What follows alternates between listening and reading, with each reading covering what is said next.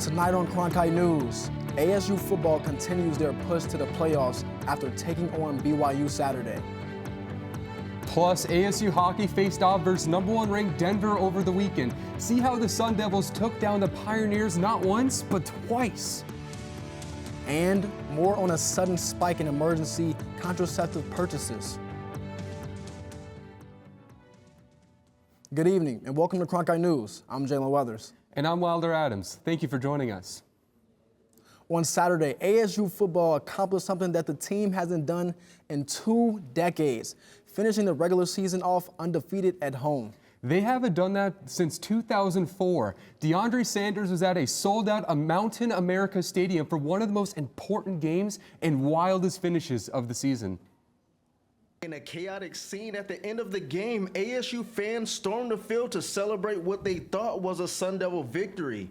But refs determined there was 1 second left on the clock after ASU quarterback Sam Levitt throws the ball into the stands, giving BYU another shot at the end zone. We won the football game. We beat another ranked team in in Mountain America Stadium. Right? And this is all about the guys. I mean, these guys battled, these guys fought, these guys found a way to win, and it doesn't matter whatever happened at the end, it happened. You know what? We got to rush the field twice. How about that? We rushed the field 3 times this year. That's pretty cool. Coach Dillingham took several risks down the stretch, from going for it on 4th and 5 to deciding to hold the ball at the end to run out the clock. The game's close. I'm glad I'm on this sideline because I wouldn't want to be on the other sideline because that's what we do. We win close games and we like drama, so it's perfect. It's right in our wheelhouse. The last time these two programs faced off against each other, BYU came away with a 10-point victory over ASU in Provo back in 2021. Well, this go-around, BYU had no answers for Cam Scatterboot early in the game. The story of the first half was Cam's 16 rushing attempts for 96 yards and 3 touchdowns heading into the locker room. They counted us out, man. They counted us out, and we continue to keep working and proving the haters wrong. I got a tattoo right here. It says diamond in the rough. That just describes this team, just a diamond in the rough. You know, everybody's bought in. Nobody really tripping over their own personal accolades, and we just all playing for each other.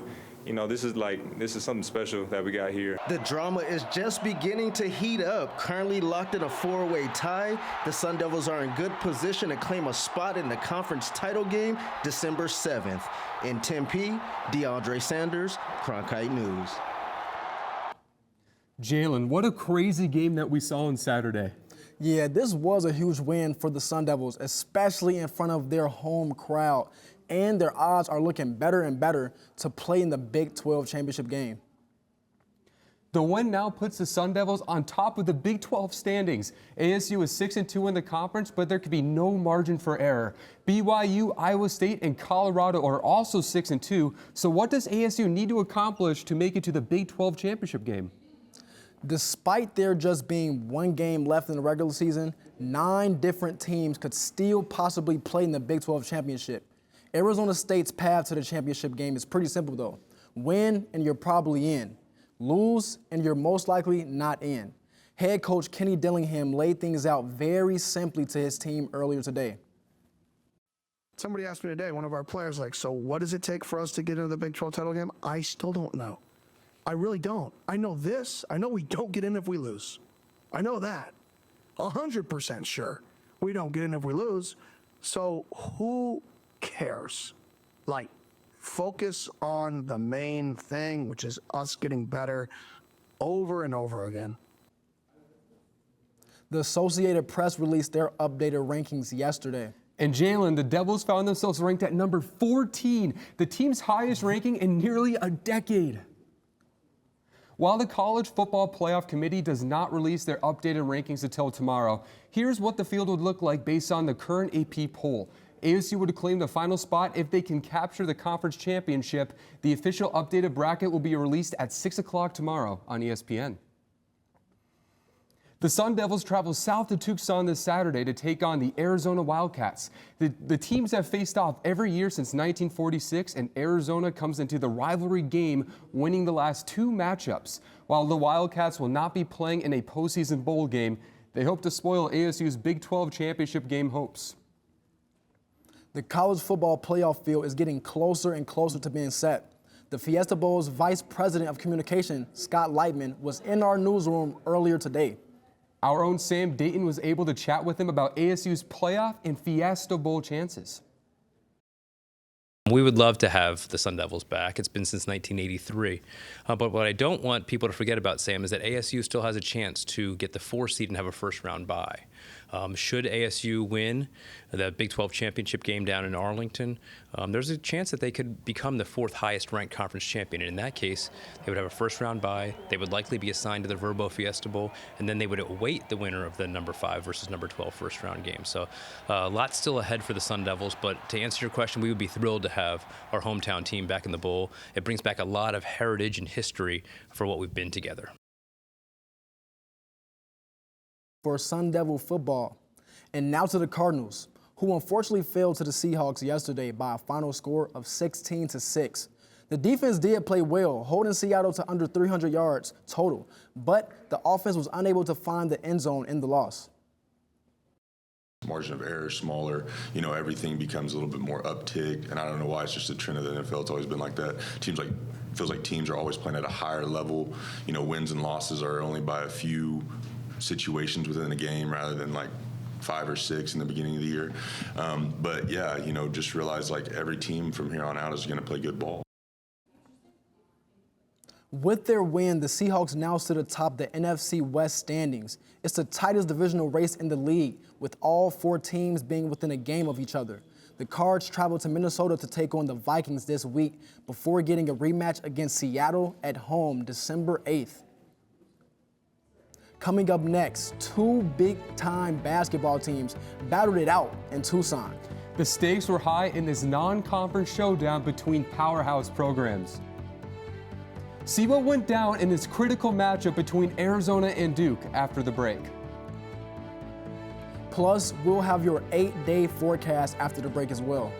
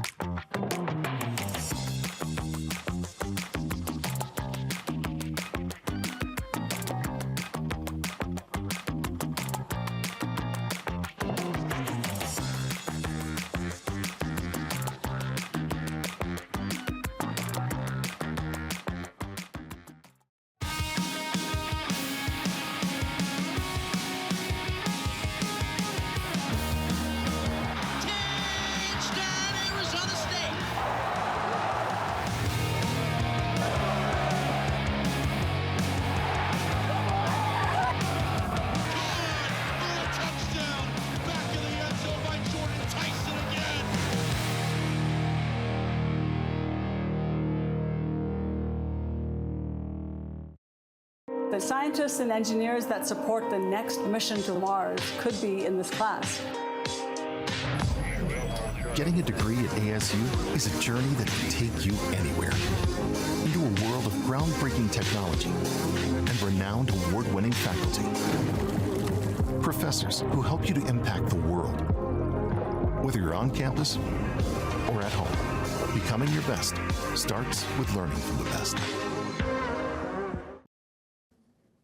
ASU women's volleyball continued their dominant run in Boulder last Saturday.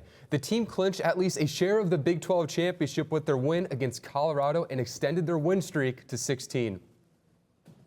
The Sun Devils notched their 16th straight win, which is the second longest streak in program history. The team is continuing their dominant run with 28 wins and 2 losses on the season. This is the first conference title game for the program in team history. It is also the first Big 12 conference championship game for an ASU team. ASU shocked the hockey world over the weekend as well, sweeping #1 ranked Denver in a 2-game series. The Sun Devils snapped Denver's 21-game winning streak. We didn't play any differently than we have in the last month. Like it was a carbon copy. We finally got the results, right? So I'm proud of our guys because they stuck with it.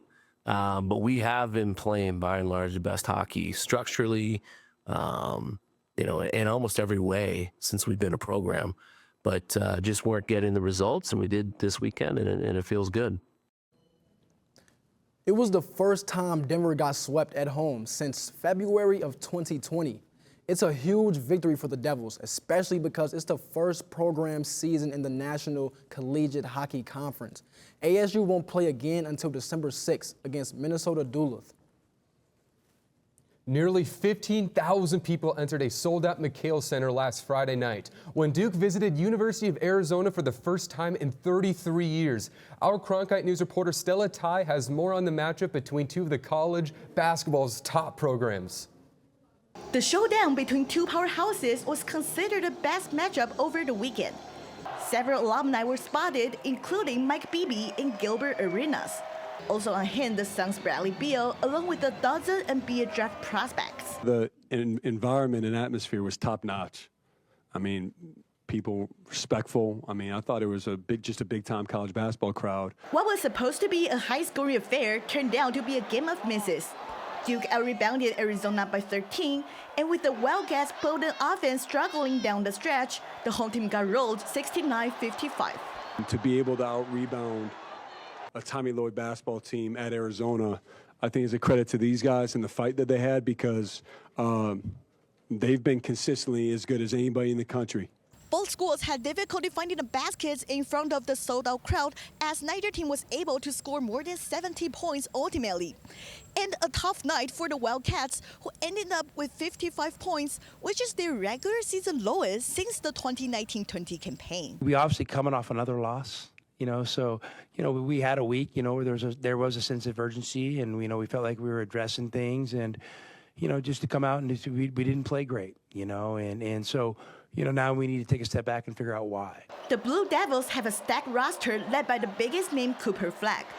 Despite starting a game 2 of 11, the projected #1 overall pick in the next NBA draft ground out an MVP performance after the break, scoring 16 of the game-high 24 points to silence the vibrant crowd. They're a very physical team, so I think I guess, like you said, found my footing and kind of played off 2 feet a little bit better and just used some shot fakes. They'll just play a little stronger down low. Duke handed the Wildcats their first back-to-back loss under head coach Tommy Lloyd. In Tucson, Stella Tai, Cronkite News.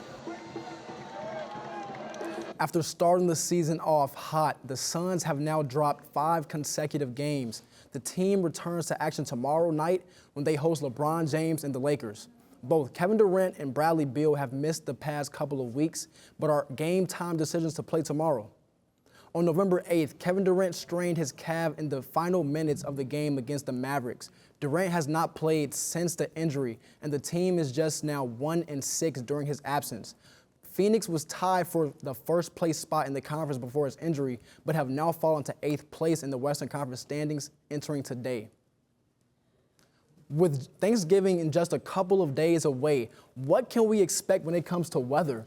Elizabeth Klein joins us from the Cronkite Weather Center with our full forecast. Yeah, thanks guys. Tonight by 8 p.m. that temperature is going to be sitting at 67 degrees. And then by 10 p.m. tonight, we're going to be sitting at 64. Now, as we look in those lows for tomorrow, they are going to be sitting a bit higher than average for this time of year. We're going to be seeing 61 in Phoenix, 47 in Flagstaff, Prescott is going to see 47 degrees. We'll see 37 in Flagstaff and 41 in Window Rock. Now, those high temperatures are also going to be sitting a bit higher than average for this time of year. We'll see 81 in Phoenix, 63 in Prescott, 55 in Flagstaff and the Grand Canyon, and 59 in Window Rock. Now, we are going to see some clouds move over our state by Wednesday, and we are going to see some precipitation up north. But by Thanksgiving, we are going to see these clouds move out, giving us a beautiful Thanksgiving Day forecast. That high temperature is going to be sitting at 75 degrees. And then as we look into the 8-day forecast, by Friday, we're going to see that high sitting at 73 degrees. And then by this weekend, by Sunday, we're going to see that high at 67. That 67 is going to bring us into Tuesday of next week, with those low temperatures hovering between 52 and 53 degrees. I'm Elizabeth Klein in the weather studio. Wilder, back to you. Coming up next, those traveling for the holidays might be facing some unfriendly weather, with many states issuing severe weather alerts. We'll have what weather you can expect as you travel for the holiday season after the break.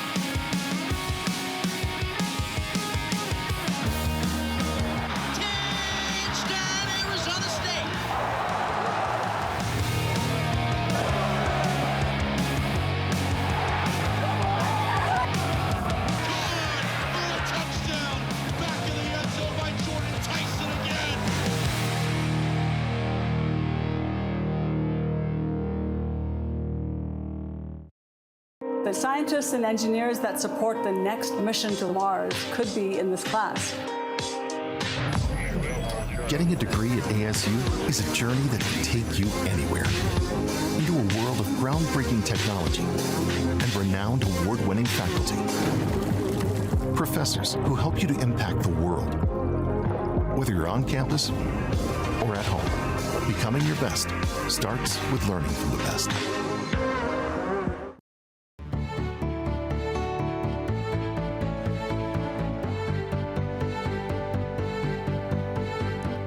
I'm Sam Dayton with a look at today's news headlines. Immediately after the Dobbs decision came down in 2022, leaving abortion rights up to the states, birth control providers saw an uptick in emergency contraceptive purchases and appointments for long-lasting birth control methods like IUDs and implants. Earlier today, Cronkite News reporter Kayla Marinow spoke with reporter Macy Markham about how similar surges from birth control occurred following the recent election. Macy, you've been reporting on these surges for different types of birth control. What are we talking about? Yeah, so we're looking at access to long-acting forms of birth control that's intrauterine devices as well as implants in the arm. There's non-hormonal and hormonal versions of that. I'm also looking at forms of birth control that are a little more accessible. So that's the pills that we have, and then we're also looking at access to emergency contraceptives like Plan B. Okay, with that, why is this happening? Yeah, so immediately after the Dobbs decision back in 2022, we did see a big surge in requests for access to emergency contraceptives as well as requests for abortion medication. And we're seeing similar surges now. So immediately after Donald Trump was elected to serve a second term as president, we saw some really big spikes in requests for abortion medication, appointments for more long-acting forms of birth control, and emergency contraception. Okay, so can you give us a little bit of history? Is this unusual? I wouldn't say it's unusual. We did see the same thing after 2016 when Donald Trump was elected for his first term. Again, we saw those upticks and surges in requests for emergency contraception, abortion pills, and more long-acting forms of birth control like those implants. And the same thing happened with Dobbs. So when it was rumored and kind of leaked that the Supreme Court was going to overturn Roe, we saw these same surges happen, and those skyrocketed again after Roe was eventually officially struck down. So now, following Trump's second election to serve as president for a second term, we're seeing those spikes happen all over again immediately following that election. Do we know if access to birth control will be restricted in the next administration? Donald Trump has said that he does not plan on restricting access to birth control, whether that be the intrauterine device or the device that's implanted in your arm. But we are seeing some people a little bit nervous about access to emergency contraception like Plan B, as well as those abortion pills like mifepristone. So Trump has said he does not plan to restrict those, but the notorious Project 2025 does have some plans outlined in there that would restrict access to the abortion pill, as well as possibly Plan B. Thank you so much for that report, Macy. I'm Kayla Marinow, Cronkite News. Earlier today, Governor Katie Hobbs celebrated the passage of Proposition 139, which would enshrine Arizona abortion rights in the state constitution. The proposition passed with 61% of the vote. Governor Katie Hobbs also met with the Secretary of State and other state officials to certify this year's election results. Today's certification was fairly routine. Both Governor Hobbs and Attorney General Chris Mays said they welcome the, quote, return to normalcy. And Secretary of State Adrian Fontes says he thinks election denialism is, quote, dead. Now that the election has officially been certified, legal challenges, if any, can begin.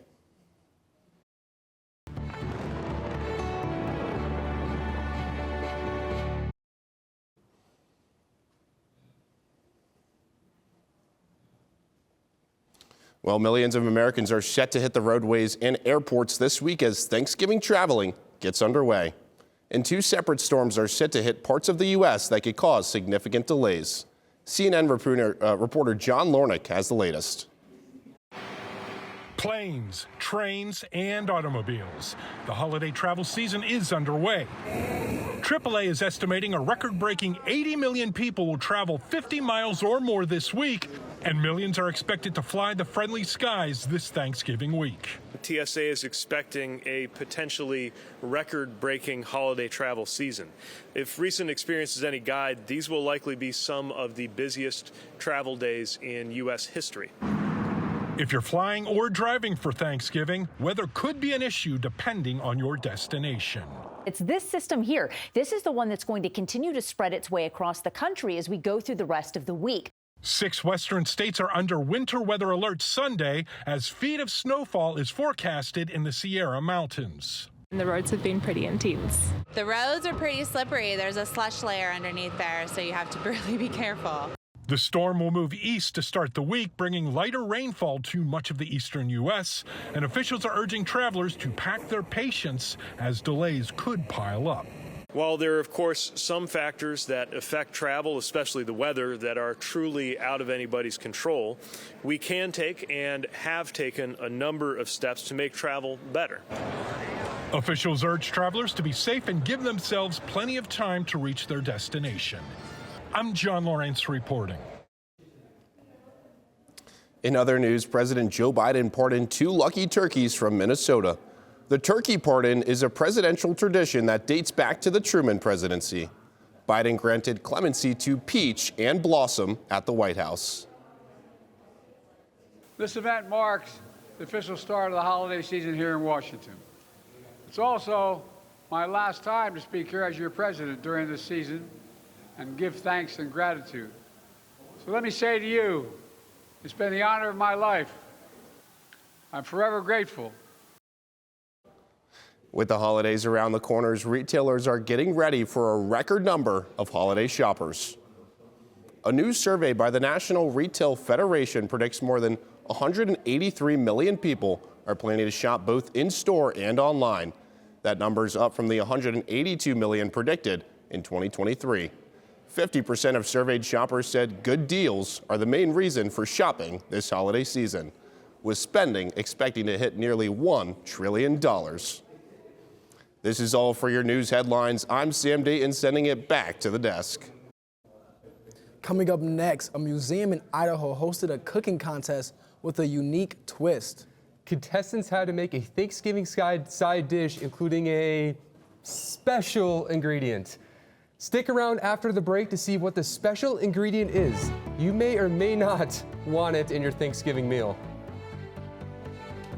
I want to go very, I want to make special. Yeah, that was good. I like that you said that.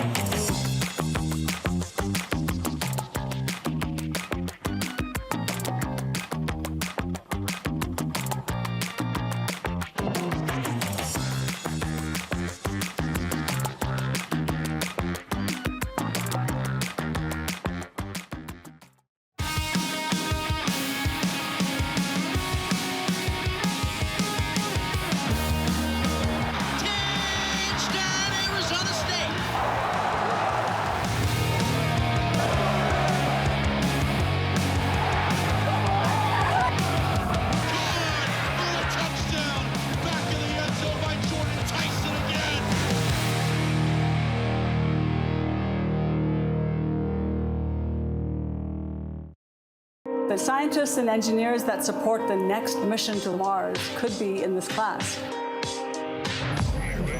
Getting a degree at ASU is a journey that can take you anywhere. Into a world of groundbreaking technology and renowned award-winning faculty. Professors who help you to impact the world. Whether you're on campus or at home, becoming your best starts with learning from the best. An Idaho cooking contest required chefs to cook with an unusual ingredient. Yeah, get this, Jalen. Contestants had to create Thanksgiving sides with insects in them. These dishes contain either crickets, mealworms, or black ants. The winner of the contest made a jalapeno cornbread topped with honey and crickets. Crickets aren't my first thought for a Thanksgiving treat topping, but it can't be scarier than trying snails for the first time. Yeah, I don't know about them snails over there, Wilder, but that's it for tonight's edition of Cronkite News. I'm Jalen Weathers. It tastes like squishy garlic. And I'm Wilder Adams. Thank you for joining us. And to see top Arizona stories anytime, log on to cronkitenews.azpbs.org.